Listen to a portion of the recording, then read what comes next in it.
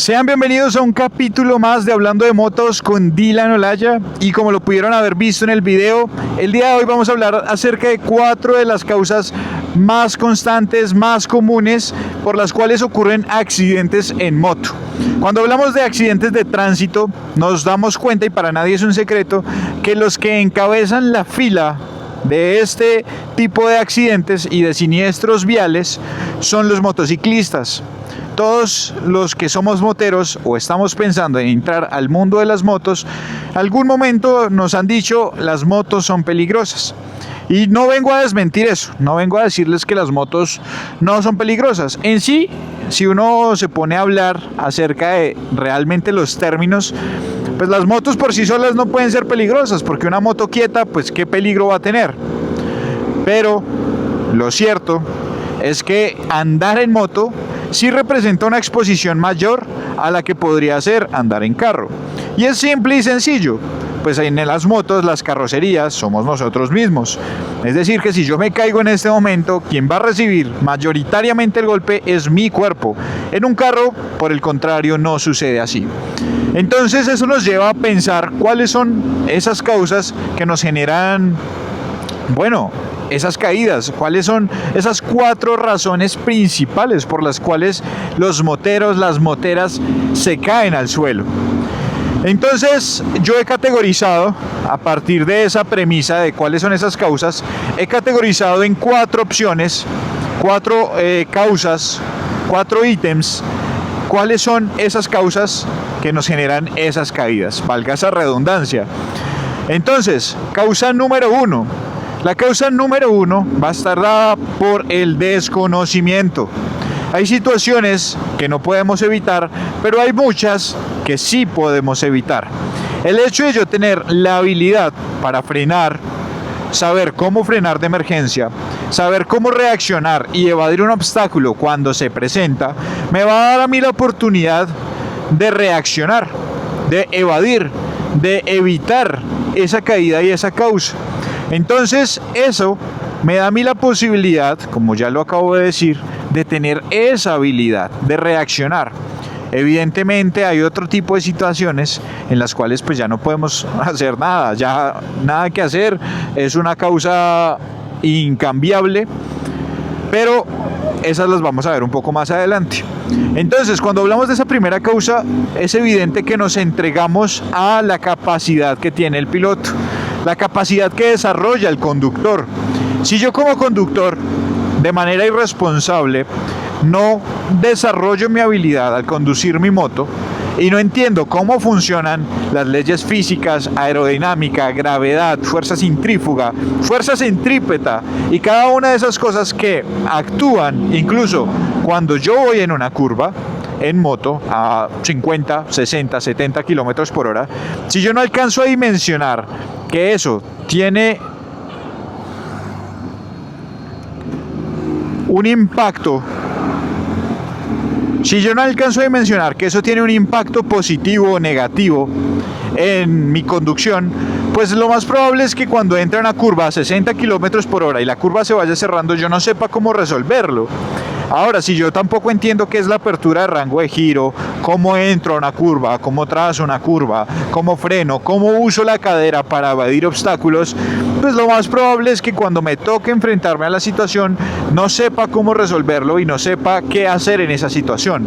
Entonces, el hecho de yo no saber controlar mi moto, desconocer cómo controlarla, desconocer cómo usarla, me va a dar un mayor grado de exposición, me va a exponer aún más. Entonces, si andar en moto es peligroso y yo lo hago con desconocimiento, pues más peligroso va a ser aún. Y ahí es donde entra la necesidad de mejorar siempre nuestra conducción. Y pues de acá me hago la pauta publicitaria. Yo en estos años de experiencia que he tenido la posibilidad de dar cursos personalizados, grupales, de dar clases de perfeccionamiento de técnica de manejo, es lo que más he evidenciado, que muchas veces tenemos un obstáculo enfrente, el carro frenó enfrente, yo no sé frenar de emergencia, freno como caiga, freno más con el freno delantero, freno más con el freno trasero, no uso los dos frenos. Cuando me tengo que reducir la velocidad, pues mi moto no lo va a hacer. Y por el contrario, si yo no sé evadir el obstáculo, pues tampoco voy a reaccionar y me va a chocar. Y eso es normal. ¿Por qué? Porque yo no tengo la habilidad. Y hablemos de los deportes, cualquier deporte. Hablemos del fútbol. Si los futbolistas fueran solo talento, pues ¿para qué entrenan?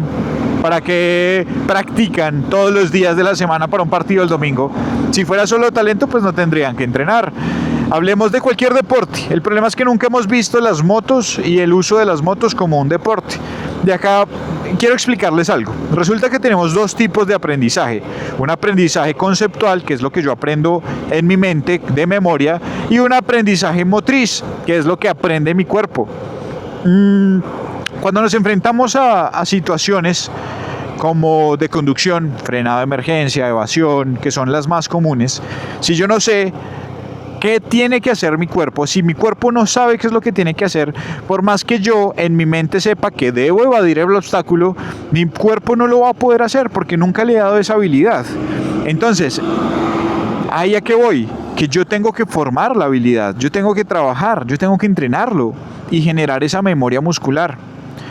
Acá no me voy a extender más porque pues no solo estamos hablando de esta causa, vamos a ver la segunda, que es básicamente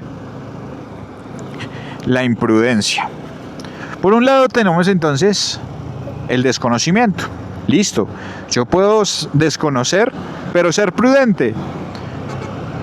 Otra cosa es que yo desconozca y no sea prudente. Y voy a usar como ejemplo un caso que vi hace poco de un accidente vía la mesa. Resulta que el pelado iba en la motocicleta, iban andando, candeleando, como se le suele llamar. No voy a decir si está bien o está mal, cada uno creo que podrá sacar sus conclusiones. Entonces el pelado iba candeleando con el grupo y el grupo se notaba que tenía experiencia. El pelado se le notaba un poco que no. ¿Y por qué va a decir que se le notaba? Porque cada que trazaba todas las curvas, siempre las trazaba por dentro. Siempre. Desde que entraba iba trazando por dentro. Y eso no está del todo mal, pero tampoco está del todo bien. Resulta que en una curva, cuando ya la curva es muy cerrada y él traza por dentro, pues para poder mantenerse dentro de su carril va a tener que llegar al exceso de inclinación y de postura sobre la moto, casi que motovelocidad, MotoGP, sin contar las llantas, sin contar el asfalto, sin contar un montón de cosas. Pero resulta que el pelado se nota que no tenía la pericia, la experticia de acomodar el cuerpo y la moto llegó a su máximo nivel de inclinación. Obviamente pues iba a exceso de velocidad y lo que hizo la moto fue salir al otro carril deslizada, con la mala fortuna de que allá para acá venía un carro. Pues ya sabemos en qué termina la historia. El desconocimiento hace que uno falle, pero la imprudencia hace que uno falle el doble. Entonces, este error se podía evitar. Él baja la velocidad 10 kilómetros, si va a 80 baja 70, si va a 70 baja 60, baja 10, 20 kilómetros la velocidad, kilómetros por hora, y pasa tranquilamente por la curva. Pero la imprudencia lo llevó a que el desconocimiento y la exposición fueran mayor. Cuando me refiero a imprudencia, entonces podemos verla en dos vías. Imprudencia número uno, lo que yo hago que me afecta a mí y afecta a los demás. Imprudencia número dos, lo que hacen otros que me afecta a mí y afecta a los demás. Entonces en las vías nos vamos a encontrar con que no solo es la imprudencia que yo cometo, sino la imprudencia de los demás. Yo puedo ir por mi carril. Vemos la noticia también que ocurrió cerca a Soacha, entrando a Soacha, en la que una persona lamentablemente pierde la vida por imprudencia de alguien más que va en exceso de velocidad, y cuando pasan la tocan a la persona y bueno, ocurre ahí el siniestro. Y eso se da por imprudencia. En este caso, cero imprudencia de la persona que sufre el accidente y fue imprudencia de los demás. Entonces, esa sería nuestra segunda causa, la imprudencia. La imprudencia va a hacer que yo esté doblemente expuesto. Si yo ya tengo exposición en moto por el simple hecho de andar en moto, cuando yo soy imprudente voy a exponerme aún más en un cruce prohibido, en un adelantamiento en curva, en un adelantamiento por doble línea continua, y la multiplicidad de elementos que pueden darse por la imprudencia siempre va a pasar, siempre. Si yo no soy consciente de eso, voy a cometer demasiados errores. Y ese sería nuestro factor número 2.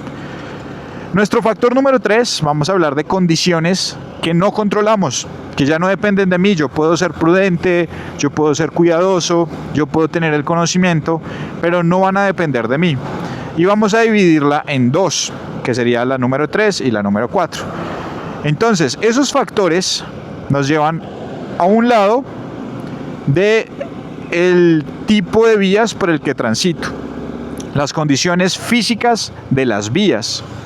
Si hay huecos, si hay alcantarillas, si hay, por lo menos en la autopista norte en Bogotá, las calzadas están separadas. Hay como ciertas divisiones entre las calzadas y unas están más arriba que otras. Ejemplo, alguna vez me pasó que iba por esta vía y al intentar cruzar al otro carril, por la otra calzada, la llanta toca ese altibajo y me hizo tambalear la moto. Por suerte no me caí, pero la verdad la vi muy gris en esa oportunidad. Entonces, ese tipo de factores de infraestructura, factores físicos, son factores que no controlamos, pero que también generan una alta accidentalidad. Todo el tiempo vemos en las noticias que ocurren accidentes por un hueco, por una piedra, porque las vías no están en buen estado y por cosas como esas.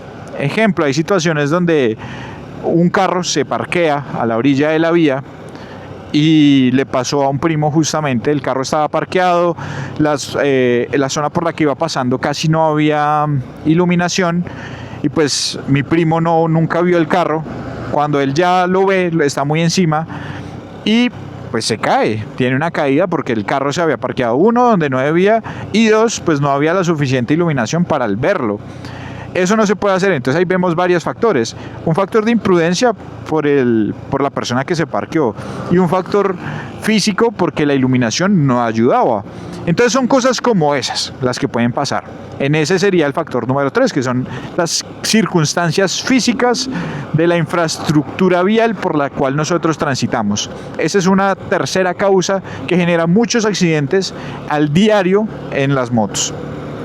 Y una última causa, que sería ya relacionada también con factores que no controlamos, es el tema del clima o el estado atmosférico o como le quieran llamar. En algunas ocasiones, o en la mayoría de ocasiones, cada vez que llueve siempre hay caídos en moto, siempre, sea por una lluvia fuerte, una lluvia torrencial, por charcos de agua, siempre que llueve hay caídos en moto. Y digamos que eso no lo podemos controlar.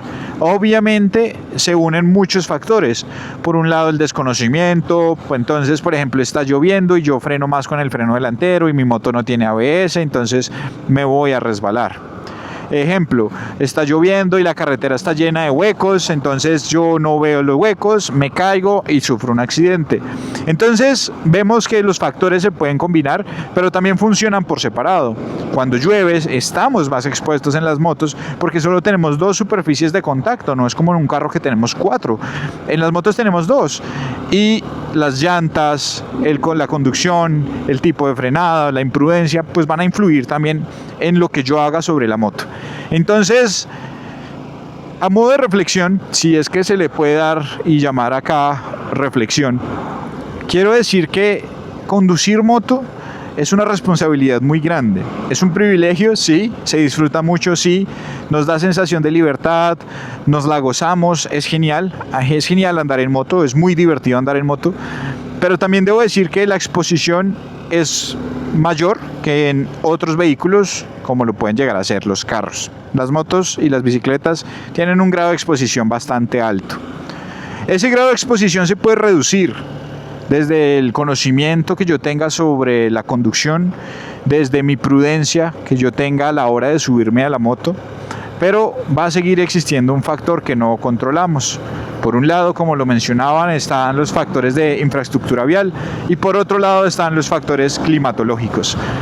Con esto quiero terminar diciendo que siempre debemos ser muy precavidos, procurar andar con el menor riesgo posible, con la mayor prudencia posible y tener la habilidad o procurar desarrollar la habilidad de nuestra conducción sobre la moto.